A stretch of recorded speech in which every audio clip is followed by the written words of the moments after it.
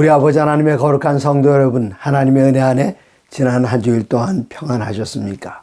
지난주 6월 4일 날 드디어 하나님께서 영원한 복음 스튜디오를 계약할 수 있도록 허락을 해 주셨습니다. 이곳에 대한 계약 의사를 관리소장에게 밝혔더니 아직 계약도 하지 않았는데 거기다 계약 완료라고 문 앞에다 써 붙여놨습니다. 근데 놀랍게도 그 계약 완료가 써붙여진 다음에 여러 부동산 소개하는 곳에서 이곳을 와서 보면서 이곳을 계약할 의사를 피셨지만 관리소 소장님께서는 아주 철저하게 방어해 주셨습니다. 마침내 지난 6월 4일 날 그 약속했던 형제가 이곳에 와서 계약을 했습니다. 계약을 하면서 놀라웠던 사실은 여기가 경기도 고양시 일산 서구 중앙로 1406호라는 사실을 알게 되었습니다. 1406, 영원한 복음이라는 단어가 요한계시록에 단 한 번 나오는데 계시록 14장 6절입니다.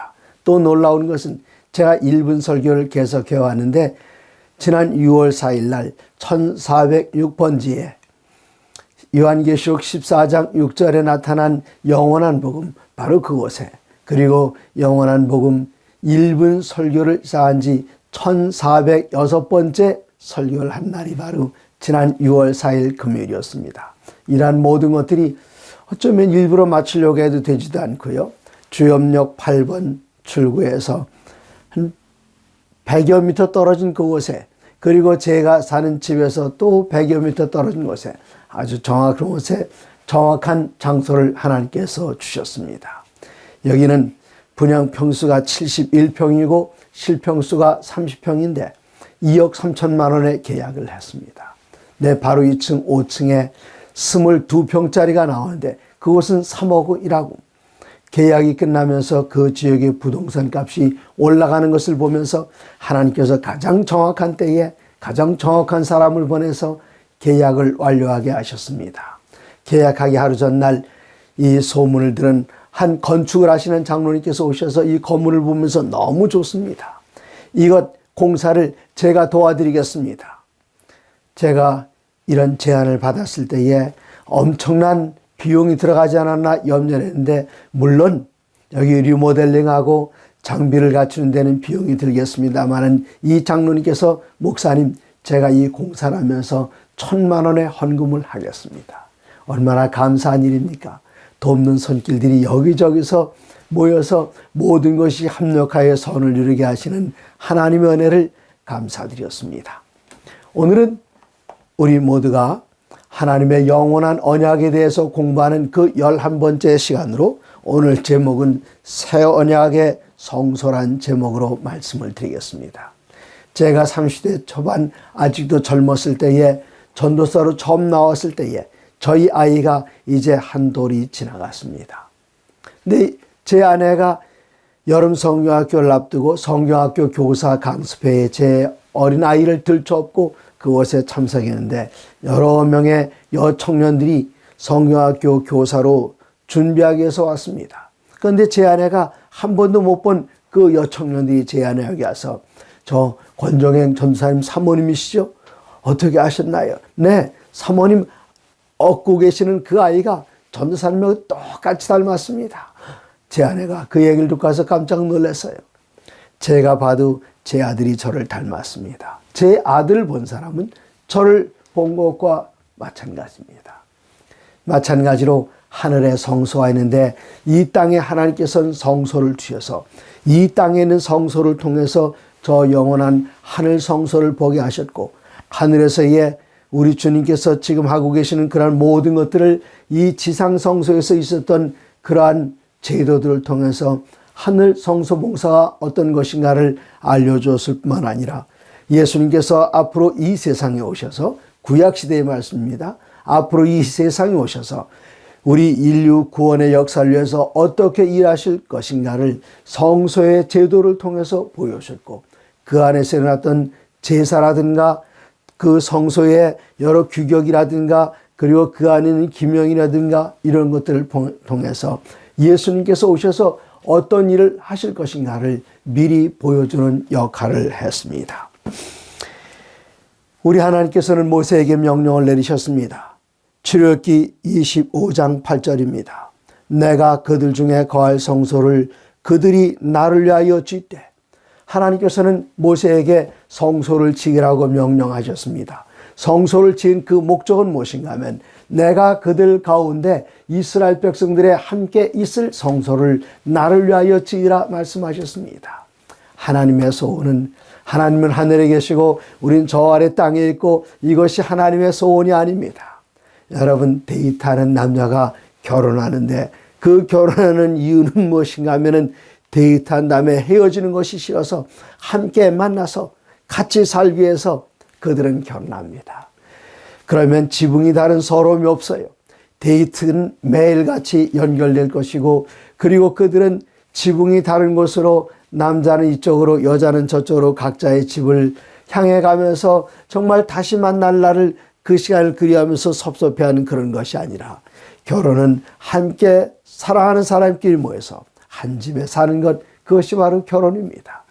하나님께서 우리를 사랑하시기 때문에 하나님께서는 우리와 다른 곳에 있는 것이 아니라 하나님께서는 내가 너희들 가운데 거할 성소를 나를 위하여 너희들이 지어다오, 그렇게 말씀하셨습니다. 우리와 함께 있고 싶어 하시는 하나님. 그런데 여기는 사람들에게 명령하십니다. 너희가 나와 만날 성소를 지어라. 그런데 하나님께서 도와주지 않으시면 성소를 짓는 일은 쉬운 일이 아닙니다. 내 놀랍게도 레위기 26장에 보면 11절에 우리들이 성소를 지어서 하나님께 우리들의 힘으로 하는 줄 알았는데 그게 아니라는 사실을 알게 됩니다. 26장 11절, 내가 내 성막을 너희 중에 세우리니, 하나님께서 말씀하시기를, 그래 너희들이 이런 모양 건물은 지었는지 모르겠다. 그러나 진실로 내가 그 너희들과 함께 거하는 것은 내가 하겠다. 그렇게 말씀하십니다. 레위기 26장 11절, 내가 그 성막을 너희 중에 세우리니, 하나님께서 세우시겠다 약속하십니다. 성막을 위해서 헌신하는 것들 이스라엘 백성들이 하는 줄 알았는데 그들 손에 제물로 얻을 능력을 주신 그분은 누구신가 하면 하나님이십니다. 하나님께 주시고 또 그들로부터의 사랑을 요청하십니다. 내가 내 성막을 너희 중에 세우리니 내 마음이 너희를 싫어하지 아니할 것이며 나는 너희 중에 행하여 너희의 하나님이 되고 너희는 내 백성이 될 것이니라. 내가 너희들 중에 가만히 앉아있는 그런 신이 아니다. 내가 너희들이 움직이면 같이 너희들과 행동하고 너희들과 움직이고 너희들이 하는 모든 일에 참여하게 될 것이다. 약속하시는 그 약속이 레위기 26장 12절 가운데 기록이 되어 있습니다. 그런데 이곳에서는 건물만 있어서 하나님께서 우리를 만나시는 것이 아니라 이곳에서는 제사 제도가 있었는데 히브리서 9장 22절에는 율법을 따라 모든 물건이 피로써 정결하게 되나니 피 흘림이 없은즉 사함이 없느니라. 성소 안에서는 제사 지내는 일들이 있었습니다.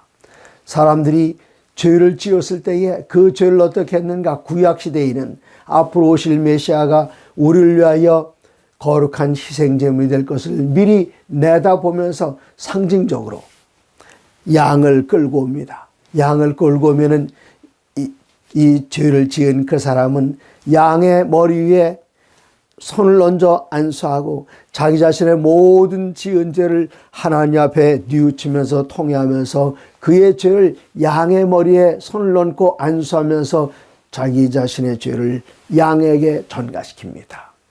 양은 인류의 모든 죄를 그가 짊어지고 그 다음에는 죄를 지은 그 사람이 손을 들어서 이스라엘 백성이 양의 목을 따서 이 양을 죽입니다.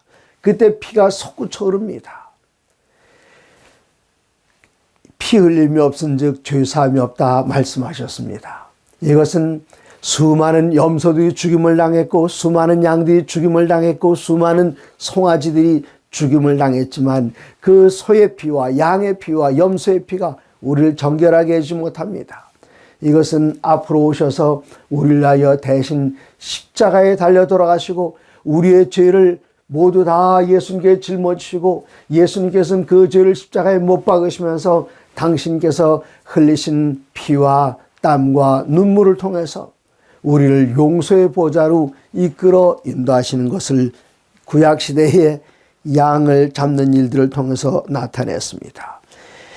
이렇게 양의 피를 가지고 죄사함을 그들은 기대했지만 그것으로 끝나는 것이 아니었습니다. 왜 그런가 하면 양의 피가 우리의 죄를 용서할 수 없습니다. 다만 그것을 앞으로 나타날 일에 대한 예언적인 표상에 지나지 않습니다. 히브리서 10장 4절에는 3절 그러나 이 제사들에는 해마다 죄를 기억하게 하는 것이 있으니 양을 잡을 때에 내 자신의 죄를 기억하게 됩니다. 내 자신의 죄를 기억하지 못하면 우리들은 죄가 죄인 줄도 알지 못합니다. 그러므로 내 자신의 죄가 정말 얼마나 죄던 것인가, 양이 몸부림질 치면서 죽어가는 그 모습을 보면 그 죄가 얼마나 심각한 것인가를 알게 되는데, 그의 죄됨을 기억하여 알게 하고, 그 다음에 10장 4절에는 이는 황소와 염소의 피가 능히 죄를 없이 하지 못합니다. 죄를 기억나게 하고 오실 메시아에 대한 기대만 하는 것이지 이 염소의 피가 우리를 죄에서 씻어주진 못합니다. 그러나 구약시대의 염소의 피, 양의 피로 용서받을 수 있었던 것은 앞으로 다가오는 메시아에 대한 믿음을 가지고 있었기 때문에 하나님께서 명령하신 것, 염소의 피, 양의 피 흘릴 때에 앞으로 오셔서 우리를 위하여 돌아가실 예수님을 기억하게 됩니다. 그러므로 황소와 염소의 피가 능히 죄를 없이 하지 못하기 때문에 5절 그러므로 주께서 세상에 임하실 때 이르시되 하나님의 제사와 예물을 원하지 아니하시고 오직 나를 위하여 한 몸을 예비하셨도다. 예수님께서 이 땅에 오시는데 신성으로 오시는 것이 아니라 우리와 같은 인성으로 옷 입으시고 이 세상에 오셨으므로 한 몸을 예비하셨습니다. 그 몸을 예비하신 것은 무엇인가 하면 돌아가실, 죽으실, 우리 위하여 피 흘리실, 채찍에 맞으실 그 몸을 예비하시고 오셔서 우리 위하여 고난을 당하셨습니다. 갈라디아서 1장 4절에는 갈라디아서 1장 4절 그리스도께서 하나님 곧 우리 아버지의 뜻을 따라 이 악한 세대에서 우리를 건지시려고 우리 죄를 대속하기 위하여 자기 몸을 주셨으니 당신의 몸을 우리에게 주셨습니다. 그리고 당신의 몸을 우리에게 주심으로 그때에 피를 흘리셨는데 주님께서는 직접 제자들과 마지막 만찬을 나눈 자리에서 말씀하시기를 마태복음 26장 28절에 이것은 죄 사함을 얻게 하려고 많은 사람을 위하여 흘리는 바 나의 피 곧 언약의 피니라. 예수님께서는 제자들에게 포도주를 나눠주시면서 말씀하셨습니다. 포도주의 그 붉은 색깔이 예수님의 보혈을 표상하는데 이제 예수님께서는 목요일 저녁 마지막 만찬 자리에서 제자들과 함께 떡과 포도주를 나누셨습니다. 이젠 그 이튿날 목요일 날이 밝으면은 겟세마네 동산에서 예수님께서는 붙잡혀 가실 것이고, 그리고 우리 주님께서는 그날 오후에 십자가에 달리셔서 피 흘려 돌아가시게 될 텐데 제자들에게 이 붉은 포도잔을 주면서 바로 내가 너희를 위하여 피 흘려서 너희의 모든 죄를 다 사하실 것이라는 것을 여기 말씀을 하셨습니다. 피 흘림이 없은 즉 죄 사함은 없습니다. 우리 주님의 피 흘림이 있어야만, 새 언약의 피 흘림이 있어야만 우리의 모든 죄를 용서할 수 있는 기초가 됩니다. 구약시대에는 양의 피로 제사를 지내서 그것은 구약에 속한 옛 언약이었다면 새 언약에서는 양이 아니라 참된 양 되시는 우리의 죄를 짊어지시고 우리 위하여 피 흘려 돌아가시는 그리스도 예수께서 희생제물이 되시고 예수님께서 우리의 모든 죄를 용서하신 것, 그것이 바로 새 언약의 약속입니다. 히브리서 7장 27절에 그는 저 대제사장들이 먼저 자기 죄를 위하고 다음에 백성의 죄를 위하여 날마다 제사 드리는 것과 같이 할 필요가 없으니 이는 그가 단번에 자기를 드려 이루셨습니다. 옛날 구약시대에는 양을 잡고 하나님께 제사 지내는 일이 있었습니다. 그걸로 끝나는 것이 아닙니다. 대제사장은 혹은 제사장은 매일같이 그 희생당한 제물의 피를 가지고 들어가서 휴장 앞에 뿌렸습니다. 그리고 1년에 한 차례씩 대제사장은 그 피를 가지고 성소를 건너서 휴장을 건너 넘어서 지성소에 들어가서 이 지성소에는 법을 담고 있는 언약궤가 있는데 그 언약궤 위에 피를 뿌렸습니다. 먼저 짐승의 생명이 희생당하는 희생 피 흘림이 있었고 여긴 제사입니다. 그 다음에는 제사장이 그 피를 가지고 이번엔 동물이 아니라 사람이 제사장이 그 피를 가지고 성소로 그리고 지성소로 들어갑니다. 이것은 옛 언약에서 이루어졌던 일인데 새 언약에서도 마찬가지로 우리를 위하여 세상 죄를 지고 하는 어린 양이 되신 예수님께서는 십자가에서 돌아가셨습니다. 거기서 끝나는 것이 아니라 이제 구약시대에 옛 언약시대에 제사장 이 제물이 죽임을 당했고 피 흘림이 있었으면 그 피를 가지고 제사장이 성소에 들어갔던 것처럼 새 언약에서도 우리 주님께서 흘리신 그 피를 가지고 이제는 지성소로 들어갑니다. 지성소로 들어가서 그 언약궤 위에 뿌리는 일을 합니다. 예수님께서는 이 일을 위해서 우리를 위한 대제사장이 되셨습니다. 그러므로 히브리서 8장 1절에는 말씀하시기를 지금 우리가 하는 말의 요점은 이러한 대제사장이 우리에게 있다는 것이라. 예수님께서 우리 위하여 대제사장이 되셨습니다. 그러므로 예수님께서는 짐승의 피가 아닌 당신이 흘리신 희생제물이 되신 당신의 피를 가지고 지성소로 들어가셔서 그 안에서 우리를 위하여 중보하는 일을 하시는 대제사장이 되셨습니다. 이제 한 장 넘겨서 히브리서 9장 24절을 보시면 그리스도께서는 참 것의 그림자인 손으로 만든 성소에 들어가지 아니하시고 바로 그 하늘에 들어가사 이제 우리를 위하여 하나님 앞에 나타나시고 예수님께서는 당신의 피를 가지고 지성소에 들어가셔서 하나님 앞에 나타나셨습니다. 근데 하나님 앞에 나타나실 때에 왜 나타나셨는가 하면은 히브리서 9장 24절 우리를 위하여 하나님 앞에 나타나셨다. 그렇게 말씀하셨습니다. 우리를 위하여 하나님 앞에 나타나셨다. 얼마나 아름다운 말씀입니까? 이 말씀은 지성소의 봉사는 조사심판의 봉사입니다. 그런데 조사심판 그 안에 들어가셔서 우리 주님께서는 당신의 피로써 우리를 위하여 하나님께 탄원하시는데 이 심판의 장소, 이 세상의 모든 사람 다 심판을 통과하게 되는데 우리는 하늘 법정에 상징적으로 서 있지만 우리가 재판받으러 하나님의 법정 앞에 나가 서 있는 것이 아닙니다.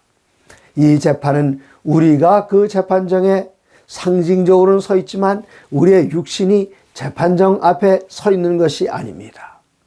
그러면 이 재판은 무슨 재판일까요? 우리가 그곳에 참석하지 않은 궐석 재판입니다. 그러면 제가 참여하지 않는다면 그 재판이 어떻게 이루어집니까? 제가 그곳에 있지 않아도 됩니다. 누가 그 판사 앞에 서게 되는가?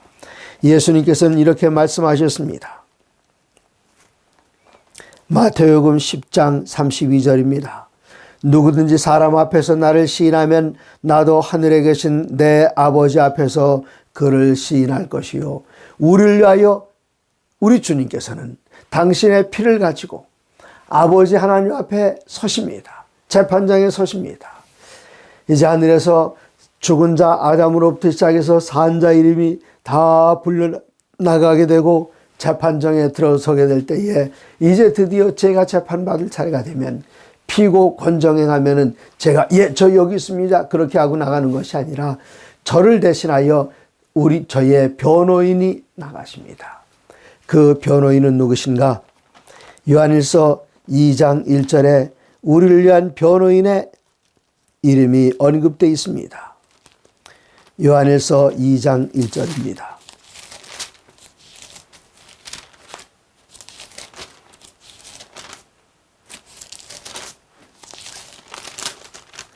나의 자녀들아, 내가 이것을 너에게 쓰면 너희로 죄를 범하지 않게 하리 함이라.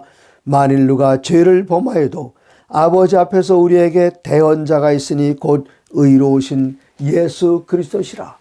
우리가 직접 나가서 하나님 아버지 앞에 재판받는 것이 아니라 우리를 위하여 대신 말씀해 주신 분이 계시는데 그분이 바로 예수님이십니다.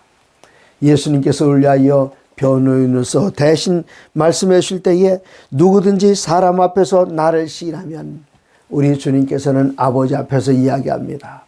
여기 피고 권정행이 많은 사람들 앞에서 나는 그리스도 예수를 개인의 구주로 영접했노라 나의 이름을 시인했습니다.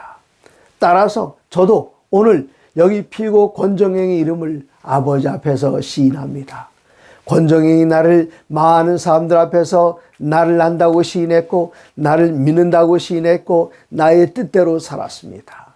따라서 저는 오늘 여기 있는 권정행이 내가 그를 안다고 아버지 앞에 말씀드립니다.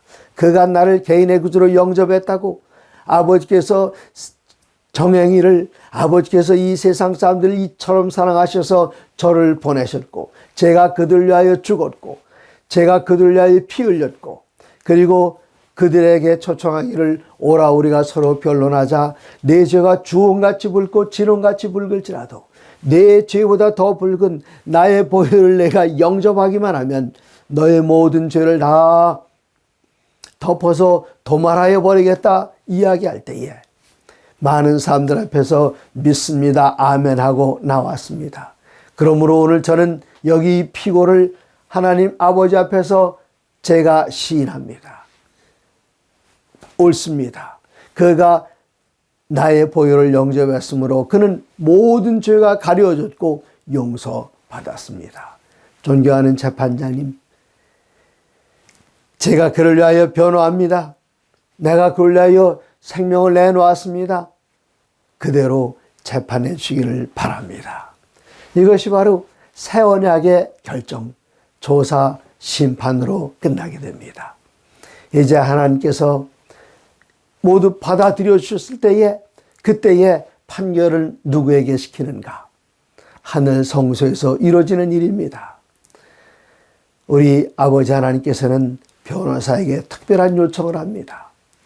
예언의 신의 글의 와이프님께서는 앞으로 중보자가 없이 서는 때가 오게 될 것이다. 조금 전엔 중보자가 계셨죠. 중보자가 없이 우리가 홀로 어떻게 서는가? 홀로 서는 것은 너무나도 두렵습니다. 그러나 그것은 우리를 대신하여 중보하시던 변호사의 역할을 하시던 그 변호인께서는 그 자리에 변호인석에 있는 것이 아니라 자리를 바꾸십니다. 요한복음 5장 22절에 놀랍고 아름다운 이야기가 기록이 되어 있습니다. 요한복음 5장 22절입니다.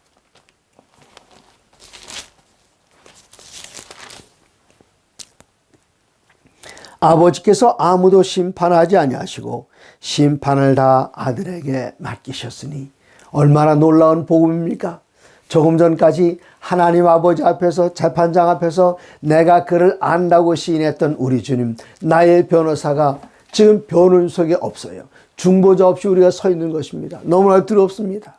그런데 중보자가 어디 가셨나 하고 보니까 아버지께서 나의 중보자 되시는 예수님을 이 법대 위로 초청하여 불러일으키십니다.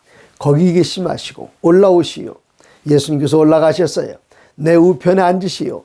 예수님께서 아버지의 우편에 앉으셨습니다. 그리고 이제까지 재판했던 모든 기록들을 아버지께서 아들에게 넘기시면서 당신이 판결을 내리시오. 여기 이게 얼마나 큰 복음입니까? 요한복음 5장 22절 뭐라고 말씀하셨습니까? 아버지께서는 재판장이신데 아무도 재판하지 아니하시고 아버지께서는 모든 심판을 아들에게, 우리의 변호사에게, 우리의 큰형님에게, 우리를 위하여 돌아가신 주님에게 그 재판을 맡기셨다는 사실. 우리 주님께서는 누구든지 주님 앞에 나오는 사람들 수고하고 무거운 짐, 죄의 짐을 다 예수님의 발 아래 맡기기만 하면 무겁다고 말씀하지 아니하시고 우리 모두의 죄를 당신이 담당하시고 십자가에 다 못 박으시고 이 죄를 하나님 앞에서 모든 죄를 다 죽여버리셨습니다. 다시 살지 못하게 십자가에 못 박으셨습니다. 죄를 못 박으셨습니다. 그리고 그 사실을 영접하는 모든 사람들을 의롭다 말씀하시고 아버지 앞에서 대언하시는 그 일을 지금 하늘 성소에서 하고 계십니다. 그러면 예수님께서는 어떻게 변호인이 재판장이 되셨는가? 예수님께서는 친히 설명하시기를 요한복음 5장 27절에 또 인자됨으로 말미암아 심판하는 권한을 주셨느니라. 예수님께서 왜 재판하는 권세를 받으셨는가? 예수님께서는 인자가 되심으로 사람의 아들 곧 사람이 되셨기 때문에 재판하는 권세를 받으셨습니다. 여기 삼위 하나님 가운데에 아버지와 아들과 성령님 삼위께서 계시는데 하나님 아버지나 성령님께서는 배고픈 게 뭔지 아십니다. 그러나 한 번도 배고픔을 경험해 보지 않으셨습니다. 저녁 굶고 아침에 일어나서 냉장고를 열어보는 하나님이 계시다면 아버지 하나님 아니십니다. 성령님도 아니십니다. 오직 예수님이십니다. 왜요? 예수님께서는 우리를 구원하시기 위하여 우리와 같은 인간이 되셨기 때문에 배고픔을 아시고 우리의 연약함을 아시고 우리의 연약함을 아시기 때문에 인간의 입장에서 우리를 살피시면서 하나님 앞에 심판하는 권세를 받으셨습니다. 이제 새 언약이 여기서 온전히 성취됩니다. 이토록 놀라운 은혜를 주신 우리 아버지 하나님께 감사드리면서 사랑하는 성도 여러분, 새 언약에 거하셔서 예수 그리스도를 개인의 구주로 영접하시고 예수님의 보혈을 여러분의 것으로 영접하셔서 우리 주님께서 내가 너를 안다 아버지 앞에서 시인하실 수 있도록 오늘 주님 앞에 가까이 나와 주님의 보혈로 여러분의 모든 죄를 가리시고 여러분의 모든 죄를 주님의 십자가의 발 아래 내려놓으심으로 모든 죄를 다 용서받으시고 저 영원한 하늘의 주인 새 언약의 주인으로서 아버지의 자녀로 영원히 함께 영원한 생명을 누리시는 거룩한 성도 되시기를 간절히 바랍니다.